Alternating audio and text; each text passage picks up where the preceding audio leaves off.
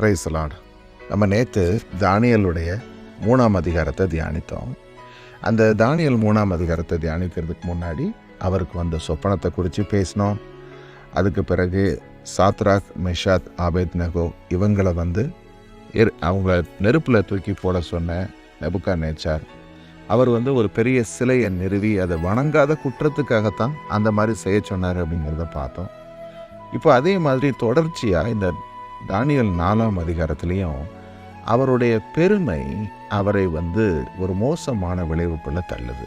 Nebuchadnezzar இந்த அதிகாரத்தில் நம்ம பார்க்கும் பொழுது அவர் மீண்டும் தன்னுடைய பெருமை என்கிற அந்த மதிகேட்டை விட்டு மனம் திரும்பாமல் இருந்ததுனால பரலோகத்தின் தேவனாகிய நம் கர்த்தர் வில்டர்னஸ் எக்ஸ்பீரியன்ஸுக்குள்ளே அனுப்பி வைக்கிறார். அந்த 7 ஆண்டு காலம். அதுக்கு பிறகு அவருக்கு புத்தி வருது, அவர் திரும்பி வர்றார். இதில் என்ன ஆச்சரியம்னா, இவர் இந்த நடைபெற்ற இந்த சம்பவத்தையும் தனக்கு தேவன் என்ன கற்றுக் கொடுத்தார் அப்படிங்கிறதையும் ஒரு அப்போஸ்தலன் கடிதத்தில் எழுதுவது போல அழகா நேபுகாத்நேச்சாரை எழுதி வைத்திருக்கிறார்.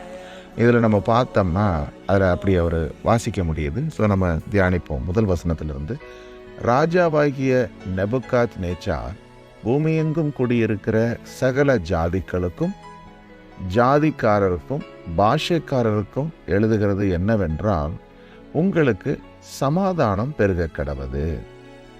உன்னதமான தேவன் என்னிடத்தில் செய்த அடையாளங்கள் அற்புதங்களை பிரசித்தப்படுத்துவது எனக்கு நன்மையாக கண்டது.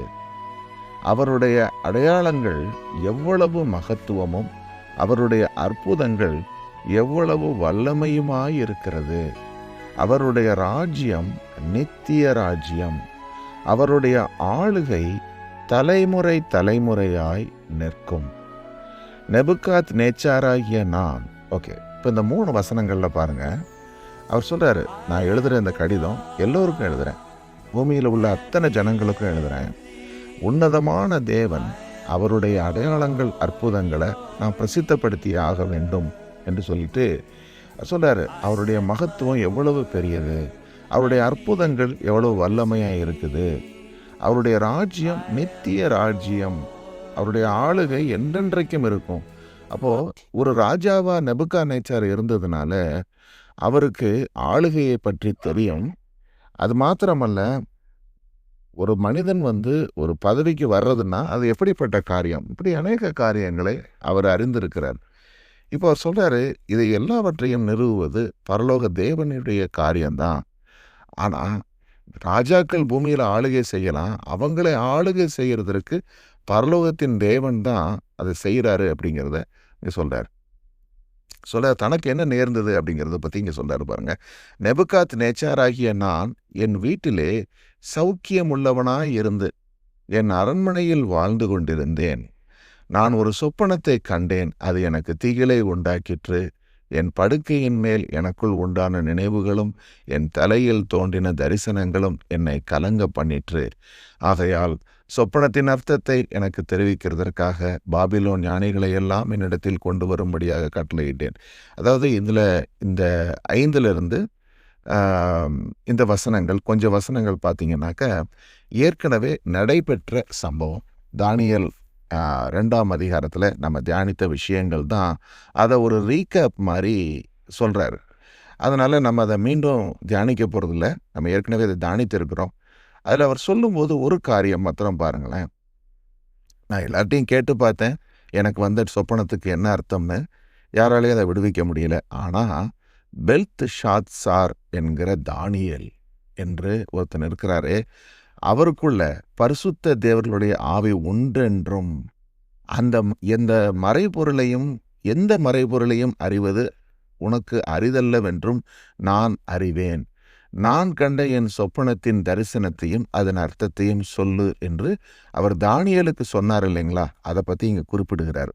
இதுக்கு என்ன காரணம்னா, முன்னாடி அவர் ஒரு சொப்பனம் பார்த்தாரு. அந்த சொப்பனத்தில் அவருக்கு இருந்த கேள்வி என்ன, அடுத்து சம்பவிப்பது என்னங்கிற கேள்வி. அதுக்கு ஆன்சர் கொடுக்குற மாதிரி தேவன் அந்த ட்ரீமை கொடுத்தாரு. அந்த ட்ரீமை விடுவிக்கிறதுக்கு அவரால் முடியலை, அவங்க சபையிலேருந்து யாராலையும் முடியலை, தானியேல் தான் பண்ணார். இப்போ அதே மாதிரி இன்னொரு சொப்பனமும் அவருக்கு வருது. இந்த சொப்பனத்தை குறித்து அவர் கேட்க போகும்போது அதே தானியேல் தான் அதை விடுவிக்கிறார். அதுக்காகத்தானே என்னவோ இந்த முன் கான்டெக்ஸ்ட்டை அவர் இங்கே சொல்கிறார்.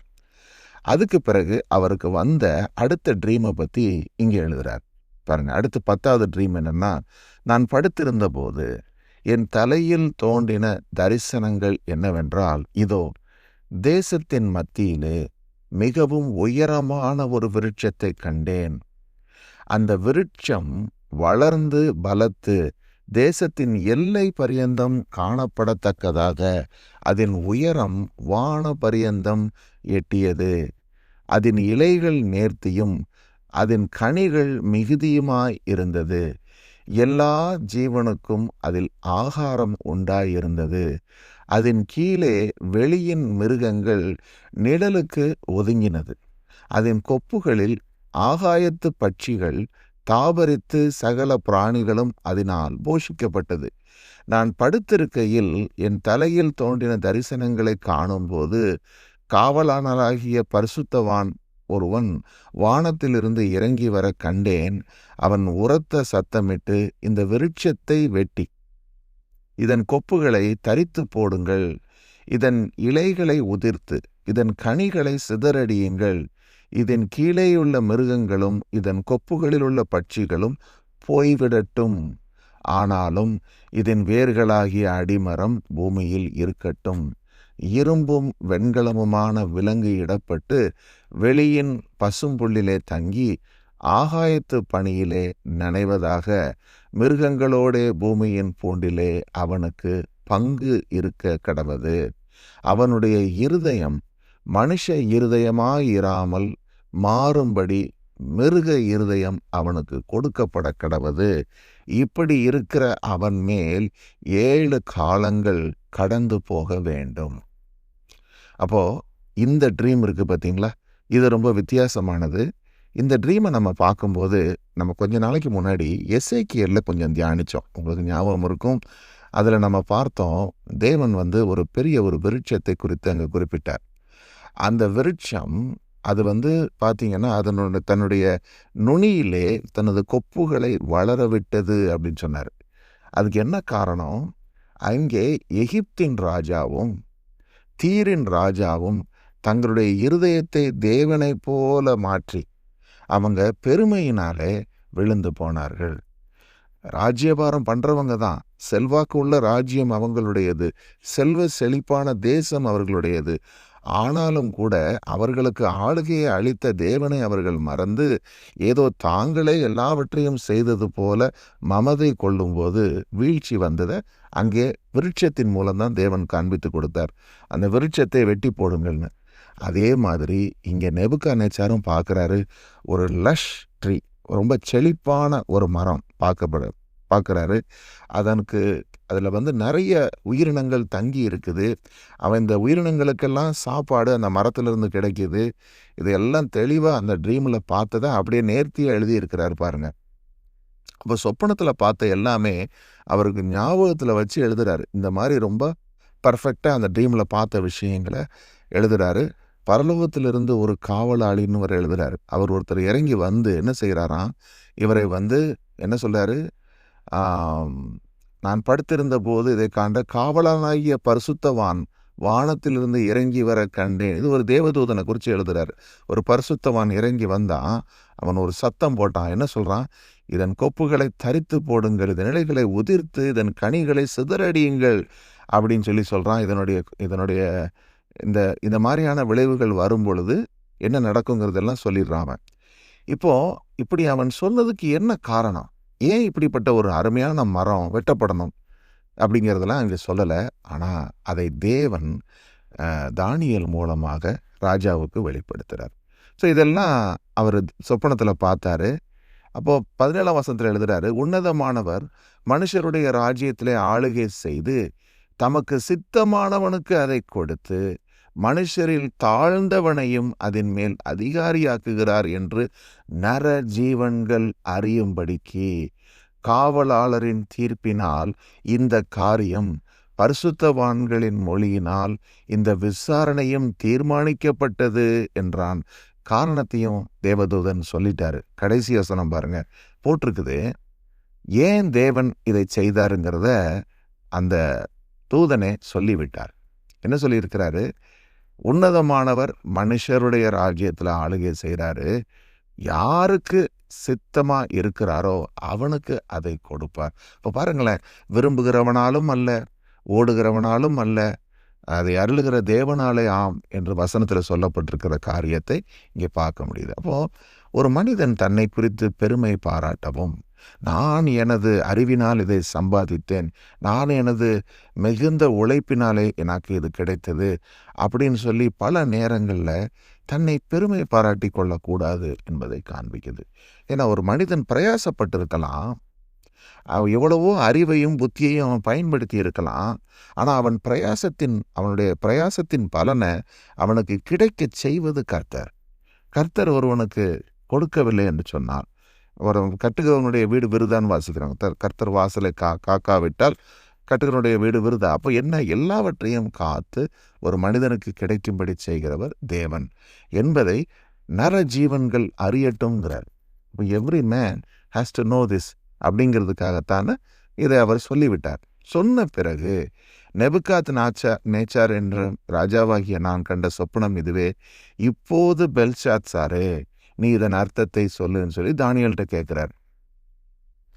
அப்படி சொல்லி கேட்கும்போது சொல்றாரு, பரிசுத்த தேவர்களுடைய ஆவி உனக்குள் இருக்கிறது என்றும் சொல்கிறார். அப்போது தானியேல் சொல்றாரு, ஒரு கணம் அது சொல்றதுக்கு முன்னாடி திகைத்து போகிறார். இந்த வசனத்தில் தான் பார்க்குறோம். அவர் இதை சிந்தித்து திகைத்து போகிறாரு.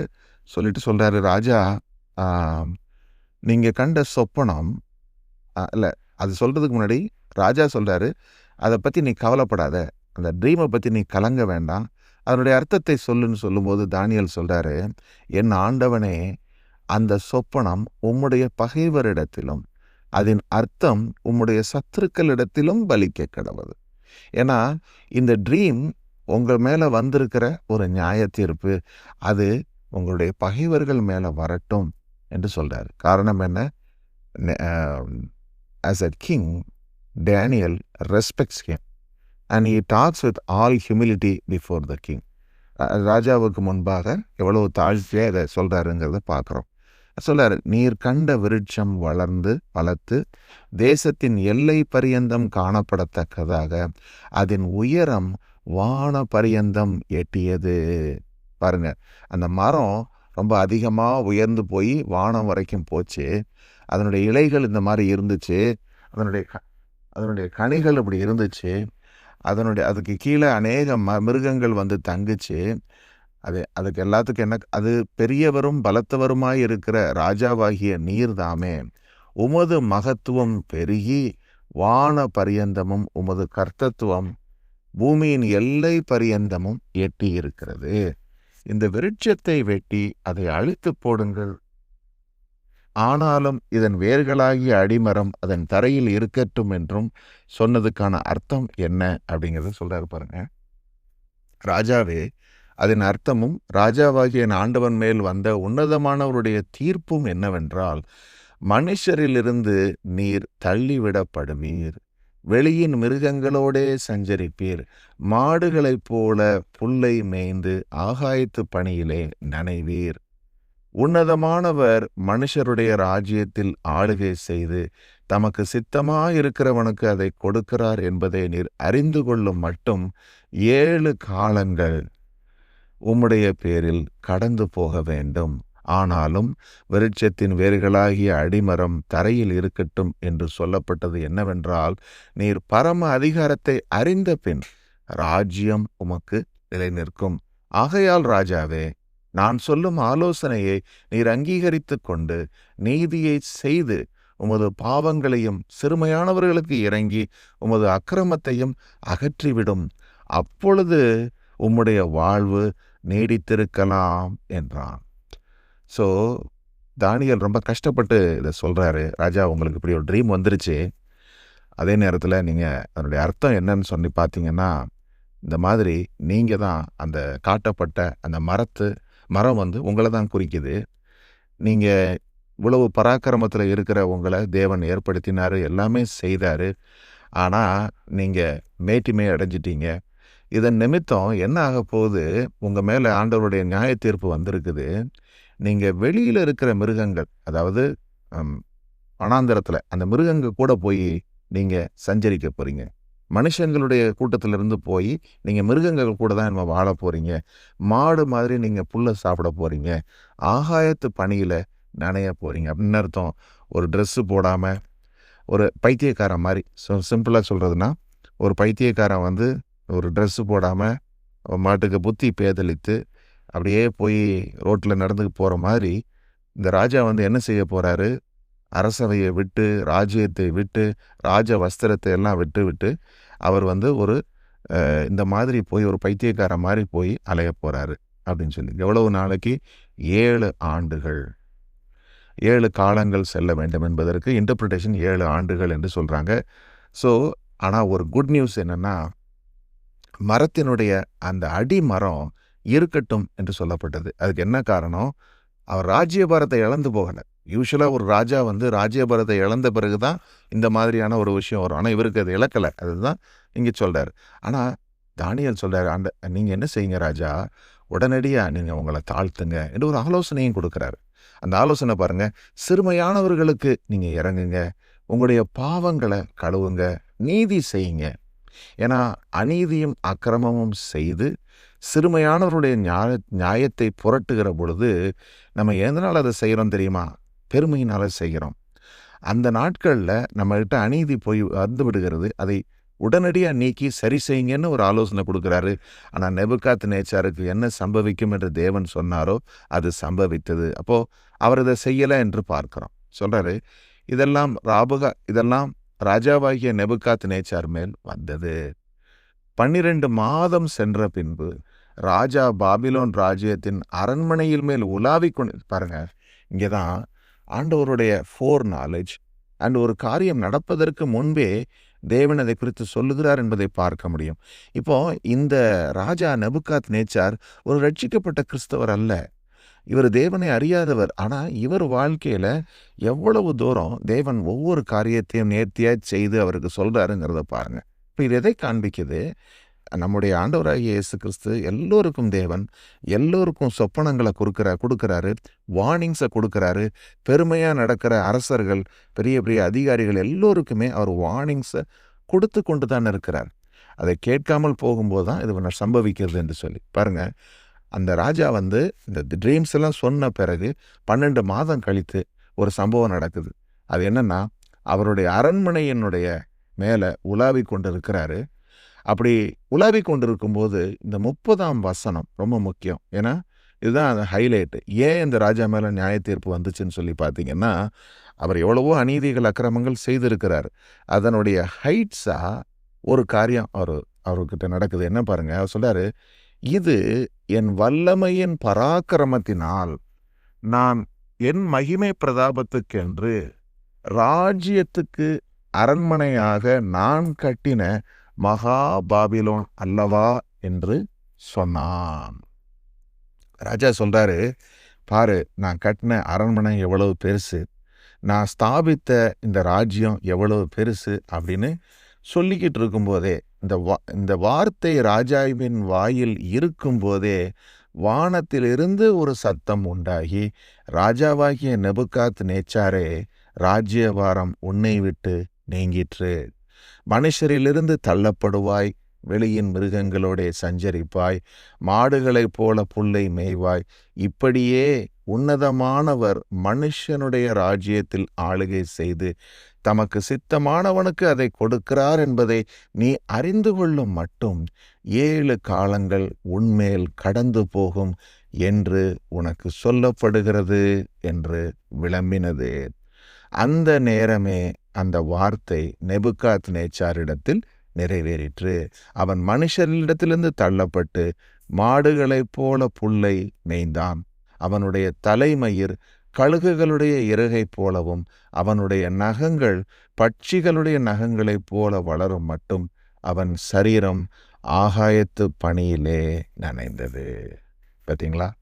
இப்போது ஒரு பெருமை மனிதனுக்குள்ளே வரும் பொழுது பார்க்குறோம், அழிவுக்கு முன்னானது அகந்தை, வீழ்ச்சிக்கு முன்னானது இப்படிப்பட்ட பெருமை என்று பார்க்குறோம். இப்போது இந்த பெருமை பெரிய பெரிய ராஜாக்களுக்கு மட்டுமல்ல, சாமானியர்களாகிய நமக்கும் கூட வந்து விடுகிறது. ஏன்னா ஒரு காரியத்தை செய்ய முடியாமல் கஷ்டப்படும் போது தாழ்வுபடுகிறோம், வருத்தப்படுகிறோம். என்னால் முடியல, எல்லாரும் இதாக இருக்கான், எல்லாரும் செய்கிறான், என்னால் தான் முடியலன்னு நம்ம சொல்கிறோம். அதே நேரத்தில் ஒரு காரியத்தை நம்ம சாதித்த பிறகு, நமக்கு அது நடந்த பிறகு நம்ம அதை நமக்கு நடப்பித்த தேவனை மறக்கிறோம் பார்த்தீங்களா? அப்போந்தான் அந்த பெருமை நமக்குள்ளே குடிகொள்ளுது. காரணம் என்ன? நம்ம எல்லோருக்குமே தேவன் தயை செய்கிறார். அப்போது அவருடைய இரக்கத்தினால நம்ம பெற்றுக்கொள்ள எந்த காரியமாக இருந்தாலும் அவருக்கு அது நம்ம நன்றி பலியாக நம்ம ஒவ்வொரு நாளும் ஸ்தோத்திரத்தை ஏறெடுத்து அவர் மீது நினைப்பாய் இருந்து நம்ம செய்யும் பொழுது நமக்குள்ள இந்த பெருமை என்கிற மதிகேடு வராதபடி நம்ம காக்கப்படுகிறோம். ஆனால் எப்போ நம்ம தேவனுக்கு நன்றி செலுத்த மறக்கிறோமோ அப்பொழுதே நம்ம அதை நாம் செய்ததாகவே நினைத்து கொள்ளுகிறோம். நம்மை அறியாத இந்த பெருமை நமக்குள்ள. ஏன்னா நம்ம எந்த ஒரு மனுஷனும் எல்லாத்தையும் ஒரு கான்ஷியஸாக செய்வான்னு சொல்கிறதுக்குள்ள சொல்கிறோம். பாவம் வஞ்சனையுடையது, பெருமையும் நம்மை வஞ்சிக்கத்தான் செய்கிறது. ஏன்னா வஞ்சனைன்னா என்ன? நேச்சுரலாக நடந்தது போலவே இருக்கும். நமக்கே தோணும். நிறைய விஷயங்கள் பாருங்களேன், நீங்கள் சாட்சி சொல்கிற விஷயத்திலேயே நம்ம காலையில் ஒரு காரியத்துக்காக ஜெபம் பண்ணியிருப்போம், ஆண்டவர் செஞ்சுருப்பார். அதை அந்த நேரமே செஞ்ச உடனே ஆண்டவர் நடந்துருச்சுன்னு சந்தோஷத்தில் ஆண்டவர் பேரை சொல்லுவோம். கொஞ்சம் 2 நாள் கழித்து யோசித்து பாருங்கள், ஏதோ எதேச்சியாக நடந்தது போலவே நம்ம மனசுக்கு தோணும். இப்படி தான் நிறைய விஷயங்கள் நம்மை வஞ்சிக்கிறதே, நம்ம இருதயமே நம்மை வஞ்சித்து விடுகிறது. அப்போது நேபுகாத்நேச்சாருக்கு அதுதான் நடந்தது. அவர் இவ்வளவு ராஜ்யத்தையும் நான் என்னுடைய சுய உழைப்பினாலே சம்பாதித்தேன்னு நினச்ச உடனேயே அவருக்கு இப்படிப்பட்ட கேடு வந்து விட்டது.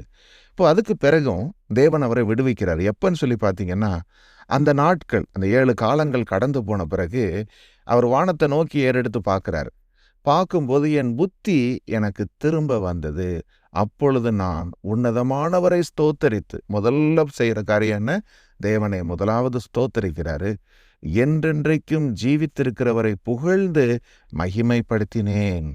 அவருடைய கர்த்தத்துவமே நித்திய கர்த்தத்துவம், அவருடைய ராஜ்யமே தலைமுறை தலைமுறையாய் நிற்கும். பூமியின் குடிகள் எல்லாம் ஒன்றுமில்லை எனப்படுகிறார்கள். அவர் தமது சித்தத்தின்படியே வானத்தின் சேனையையும் பூமியின் குடிகளையும் நடத்துகிறார். அவருடைய கையை தடுத்து அவரை நோக்கி என்ன செய்கிறீர் என்று சொல்லத்தக்கவன் ஒருவனும் இல்லை என்றேன். அந்த வேளையிலே என் புத்தி எனக்கு திரும்ப வந்தது. என் ராஜ்யபாரத்தின் மேன்மைக்காக என் மகிமையும் என் முகக்களையும் எனக்கு திரும்ப வந்தது. என் மந்திரிமாரும் என் பிரபுக்களும் என்னை தேடி வந்தார்கள். என் ராஜ்யத்திலே நான் ஸ்திரப்படுத்தப்பட்டேன். அதிக மகத்துவமும் எனக்கு கிடைத்தது. ஆகையால் நேபுகாத்நேச்சாராகிய நான் பரலோகத்தின் ராஜாவை புகழ்ந்து உயர்த்தி மகிமைப்படுத்துகிறேன். அவருடைய கிரியைகளெல்லாம் சத்தியமும் அவருடைய வழிகளெல்லாம் நியாயமும் ஆனவைகள். அகந்தையாய் நடக்கிறவர்களை தாழ்த்த அவராலே ஆகும் என்று எழுதினார். ஆமென். அப்போ தன்னுடைய சொந்த வரிகளில் நேபுகாத்நேச்சார் இதை எழுதுகிறாரு. அவர் சொல்றாரு, பரலோகத்தின் தேவன் அவருடைய கிரியைகளெல்லாம் சத்தியம், அவருடைய வழிகளெல்லாம் நியாயம். இதை ஒரு செக்யூலரான இருக்கிற ஒரு ராஜா உணர்ந்து எழுதுறாருன்னா, எந்த அளவுக்கு இந்த 7 ஆண்டுகளில் தேவன் அவருடைய இருதயத்தை மாத்துறாரு பாருங்க. ஏன்னா பெருமை கொள்ளுகிற ஒரு இருதயம் தனக்கு ஆக்கினத்தை இப்போ வர வச்சுக்குது. அந்த இருதயத்தை ஆண்டவர் என்ன சொல்லிட்டாரு? மனுஷ இருதயத்தை எடுத்துட்டு உனக்கு ஒரு மிருக இருதயத்தை கொடுன்னு சொன்ன உடனே அந்த மிருக இருதயம் அவனுக்குள்ளே என்ன கொண்டு வந்துருச்சு? அவனுடைய தாட்ஸ் எல்லாம் மாற்றிருச்சு. அரண்மனையில் இருக்க வேண்டிய ராஜா அந்தர வெளிகளுக்கு ஓடி போகிறான். போகிற இடங்களில் அவன் மிருகங்களோடு சஞ்சரிக்கிறான், புல் தேங்கிறான். இந்த மாதிரியான எண்ணம் மிருகங்களுக்கு இருக்க வேண்டியது மனிதனுக்கு வந்து விடுகிறது. அதுக்கு பிறகு ஒரு நாள் மேலே வானத்தை பார்க்குறாரு. தேவன் அவருடைய புத்தியை அவருக்கு திரும்ப கொடுக்குறாரு. உடனடியாக தேவனை ஸ்தோத்தரிக்கிறாரு, தன்னை தாழ்த்துகிறாரு. அவர் தன்னை தாழ்த்தின உடனேயே என்ன நடக்குது?